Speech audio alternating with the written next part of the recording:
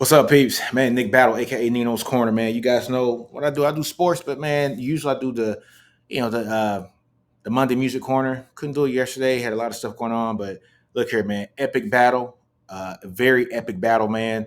Kendrick Lamar versus Drake. Drake had his last song come out this past weekend, man. So the Heart, part six, kind of taking out a page from Dot's book. But man, what a great battle! This is one of those battles that we probably won't see again for another 15 years, man, maybe 20 years.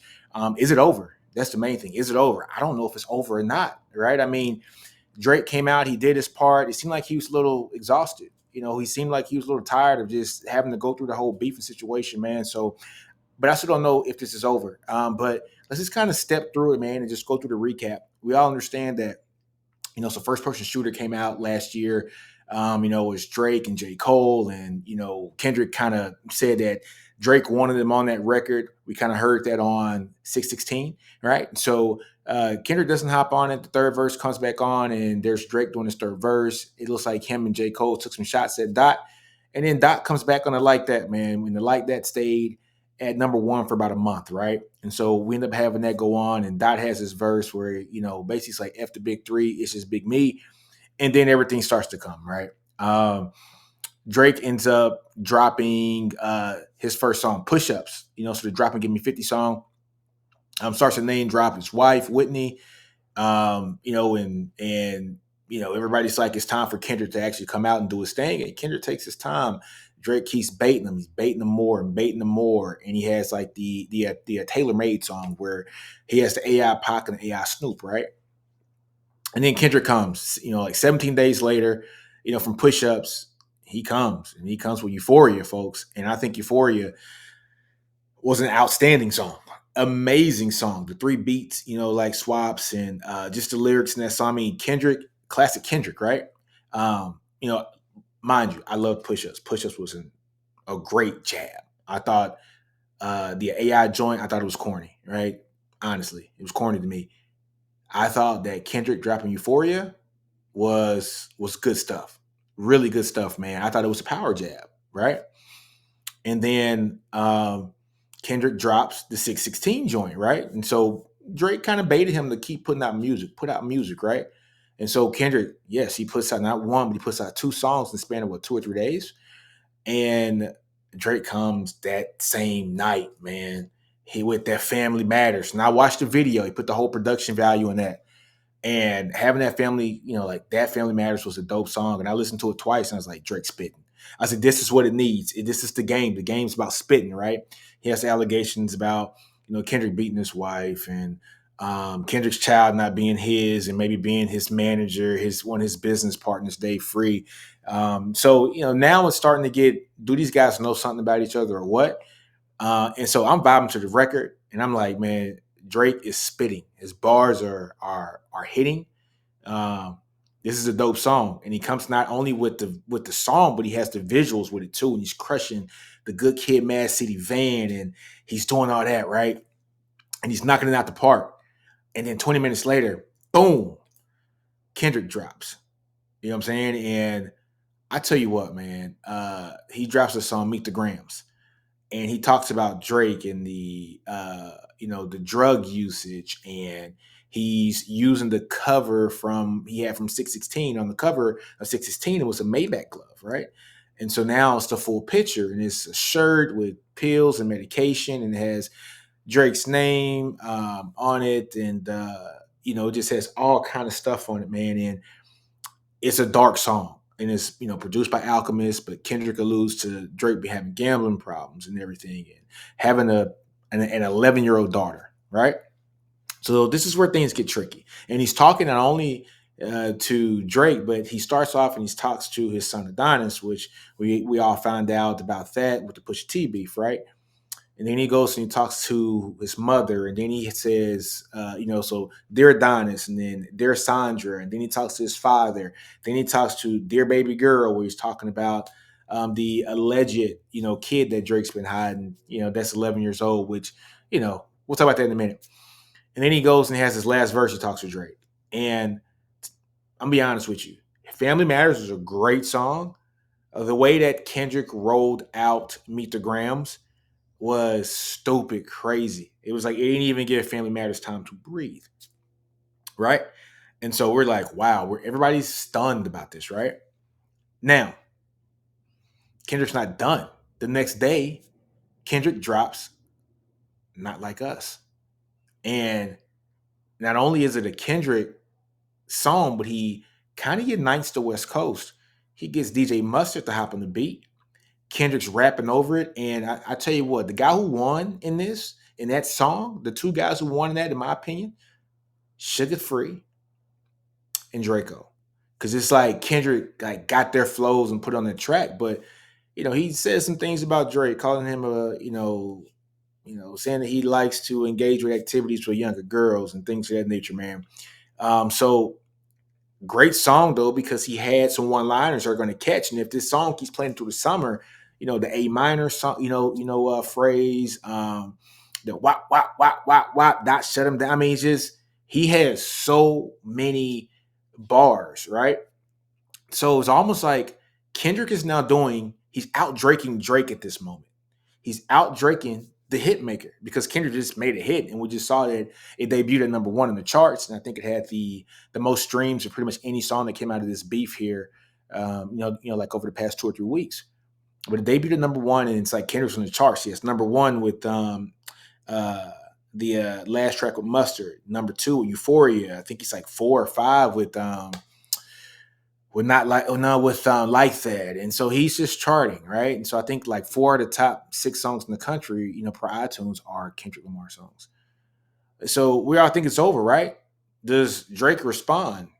Yes, Drake responded the next day, and he did The Heart Part 6, and Drake is spitting, and I'm texting my boys behind the scenes, Chris with a K, that's my dude, Steven, Ty and Jay, we're all texting each other. You guys can see us on the SEC Connect on Wednesdays, by the way. But we're all texting each other behind the scenes because I'm like, Drake spitting bars, right? And the subject matter in the song, basically, he's saying that he baited Dot. He baited him with the 11-year-old daughter, and he baited him with, academics said that somebody stole Drake's dad's suitcase and had all the stuff in it, and yada yada yada, right? So he said he baited all this. And this is where it gets tricky, right? I thought the song was phenomenal. Um, he was spitting bars like crazy. But this is where it gets tricky because he talks about the pedophilia stuff and everything. And so people are like, he didn't, Kendrick didn't mention the Bobby Millie stuff, so why is Drake mentioning it?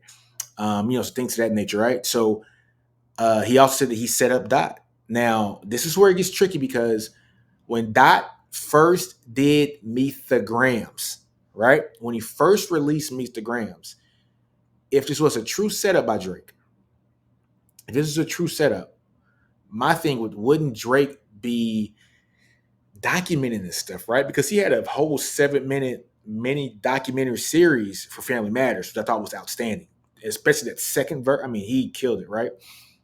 3 beat switches the whole nine just to get time to breathe because of Meet the Grams.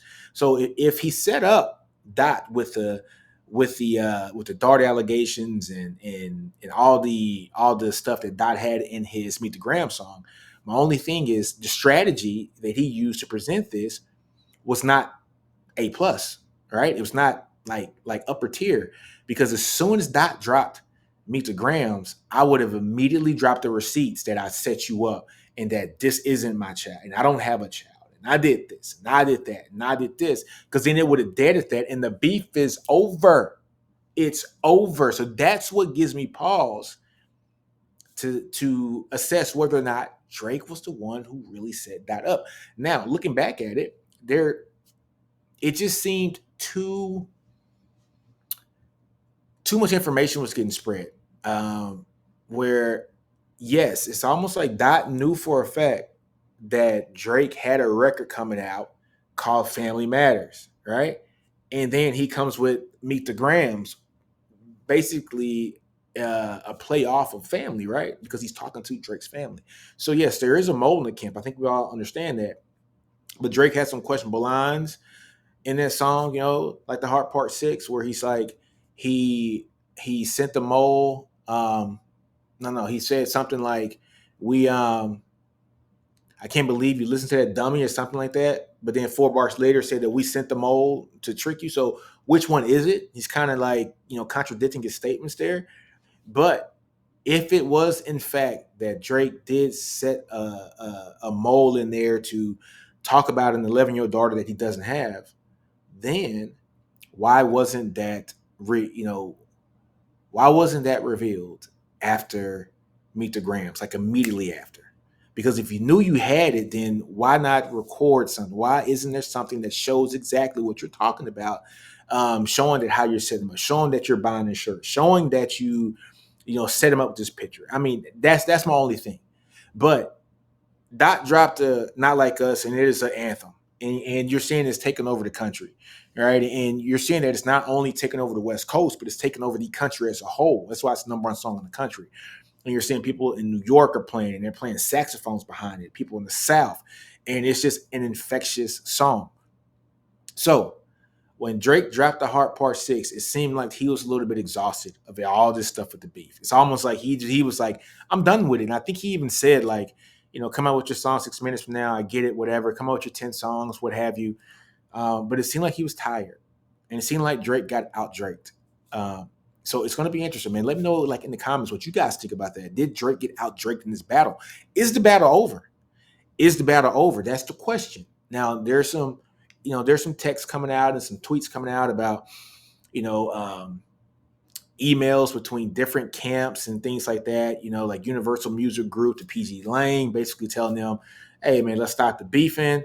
And if this is a true chain of events that is happening, Kendrick's like, no. So if that is happening, then that kind of lets you know that there are no receipts, because if there were receipts, I think Drake would have dropped in the clearest name.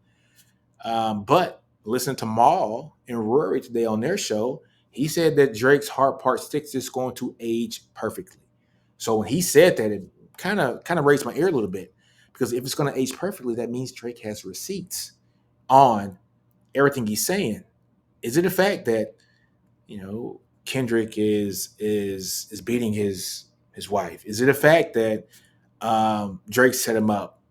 Where are the receipts? So is Drake going to produce receipts? I think that is the only way that Drake ends up winning this battle, because right now, this is a landslide for Kendrick. It is. It's a landslide for Kendrick. And it's not because you can argue whose songs are better, but it's the strategy, right? It's the strategy in which you do things. Even if everything that Drake was saying is true and everything that Kendrick was saying is true, and Drake, like the Heart Part 6 can be completely true, but he has no receipts and say he never produces receipts, right? Then it's all about strategy. And Kendrick won the battle of strategy in this instance. For instance, if I give, and look, I'm a Cowboys fan, like everybody knows that. If I give the Dallas Cowboys the playbook for the Kansas City Chiefs, that doesn't mean that the Dallas Cowboys are going to the Super Bowl, right? You can have the perfect scheme, everything, but if you don't strategize and play it right, guess what? It ain't gonna work. And so I thought that Dot, K Dot, Kendrick executed his strategy to a T, and that's why he is up in this battle. If this battle decides, or if this battle continues, we shall see. But if the battle stops right now, Kendrick won. Kendrick won. So, folks, hit me up, man. Like, comment, subscribe. Let me know what you guys think about this, man. I'm out. Deuces. NinosCorner. Yeah, put them horns up. Hook them.